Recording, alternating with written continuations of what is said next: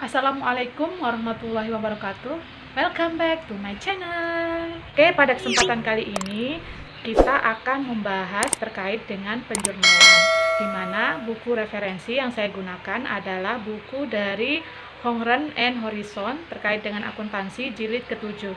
Jadi nanti contoh-contoh soalnya saya ambil dari buku tersebut. Sebelum kita lanjut ke contoh soal, saya ingatkan kembali untuk pedoman-pedoman atau rumus-rumus yang harus kita ketahui sebelum melakukan persamaan dasar akuntansi atau penjurnalan. Yaitu saya sudah membuat videonya di konten saya sebelumnya. Nanti saya taruh linknya di atas ya, sini. Oke, tanpa berlama-lama lagi, kita langsung ke contoh soalnya saja ya. Check it out!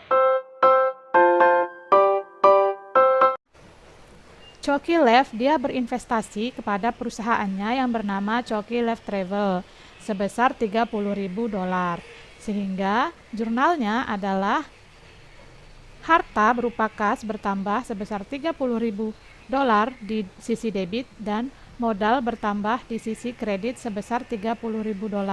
Nah, kenapa kas dan modalnya ini yang bertambah? Karena si Choky ini kan dia berinvestasi, otomatis kan uang dari perusahaan itu bertambah berupa kas dan modalnya juga bertambah. Lanjut ke transaksi nomor 2, yaitu si Choky Lev Travel ini dia membeli tanah dengan harga $20.000, maka jurnalnya adalah harta berupa tanah bertambah $20.000 karena dia membeli tanah dan kasnya berkurang sebesar $20.000 karena kan dia membeli tanah secara tunai sehingga kasnya keluarkan untuk membeli tanah, maka kasnya berkurang. Ingat, kalau kas berkurang di sisi kredit, maka tanah pada kas sebesar $20.000. Lalu transaksi yang ketiga yaitu si Choky Lev Travel dia membeli perlengkapan kantor secara kredit dengan harga $500. Nah, ingat, ini secara kredit ya, berarti tidak ada kas yang keluar karena dia berhutang. Maka perlengkapan kantornya bertambah $500 karena dia membeli perlengkapan dan utang usahanya bertambah sebesar $500. Ingat rumusnya di video saya sebelumnya bahwasanya utang jika bertambah berada di sisi kredit, maka perlengkapan pada utang sebesar $500. Lalu transaksi yang keempat adalah Choky Lev Travel dia itu memberikan jasa kepada kliennya, kemudian klien tersebut membayar Choky Lev Travel sebesar $5.500.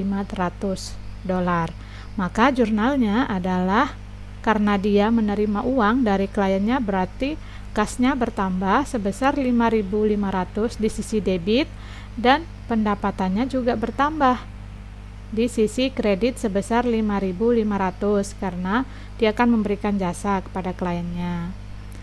Kemudian transaksi yang kelima yaitu Choky Lev Travel dia itu memberikan jasa. Nah, ini kebalikan dari transaksi nomor 4. Kalau transaksi nomor 5 ini si Choky Lev Travel dia memberikan jasa kepada kliennya, kemudian klien tersebut tidak membayar si Choky Lev, jadi klien tersebut dia berhutang gitu sebesar $3.000. Maka jurnalnya karena dia kliennya itu berhutang, otomatis si Choky Lev Travel kan punya uang sama kliennya, maka piutang usaha bertambah sebesar $3.000 dan pendapatan jasanya juga bertambah $3.000. Kenapa piutang yang bertambah bukan kas? Karena kan dia belum menerima uang, jadi uangnya masih di klien karena kliennya itu berhutang sama si Choky Lev Travel. Sehingga kalau kita punya uang sama orang, itu biasa kita namakan dengan piutang usaha. Lanjut ke transaksi nomor 6, Choky Lev Travel dia itu membayar sewa kantor, beban sewa kantor sebesar $3.200. Nah, maka karena dia membayar sewa, berarti yang bertambah adalah beban sewa kantor sebesar $3.200 di sisi debit. Ingat rumusnya, kalau beban bertambah di sisi debit dan berkurang di sisi kredit. Jangan lupa nonton video saya sebelumnya yang membahas terkait dengan rumus-rumus dari harta, kewajiban, dan ekuitas. Kemudian karena dia mengeluarkan uang untuk membayar sewa kantornya, maka yang berkurang adalah kas di sisi kredit sebesar $3.200. Lalu transaksi nomor 7, si Choky Lev Travel dia itu membayar hutangnya yang terjadi pada transaksi nomor 3 sebesar $300. Nah, karena dia membayar hutang, maka utang usahanya berkurang dong. Ingat rumusnya, kalau utang usahanya itu berkurang itu di sisi debit, sedangkan kalau bertambah itu di sisi kredit. Nah, karena di sini dia mau membayar hutang si Coki Lab Travel ini, maka utangnya dia itu berkurang, sehingga utang usaha di sisi debit berkurang sebesar 300 dan kasnya juga berkurang karena dia mengeluarkan uangnya di sisi kredit sebesar 300. Lalu transaksi nomor 8, Coki Lab Travel dia menagih kliennya atas transaksi nomor 5 sebesar $2.000.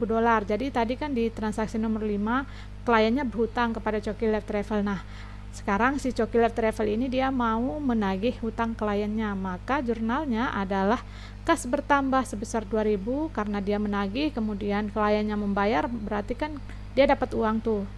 Maka kasnya bertambah sebesar 2.000 di sisi debit dan piutang usahanya berkurang karena kliennya bayar sebesar 2.000 di sisi kredit.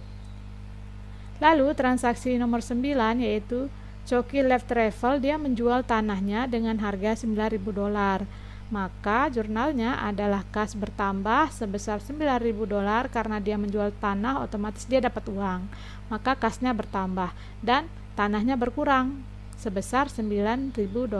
Lalu transaksi nomor 10 yaitu si Coki Lab ini dia menarik kas sebesar $2.000 untuk keperluan pribadinya, maka jurnalnya adalah penarikan pemilik bertambah sebesar 2.000 di sisi debit dan kasnya berkurang karena kan si Coki Lab ini dia ambil uang di perusahaannya sebesar 2.000 sehingga kasnya berkurang. Itulah tadi 10 transaksi yang sudah kita bahas. Adapun kesimpulan pada video kali ini adalah bahwasanya jurnal itu digunakan untuk mencatat semua transaksi secara sistematis, yang mana antara debit dan kredit itu nilainya harus sama atau balance. Oke, itu saja video kali ini. Semoga bermanfaat untuk kita semua. Jangan lupa like, komen, dan subscribe video ini agar saya makin semangat untuk membuat video-video berikutnya. Sampai jumpa.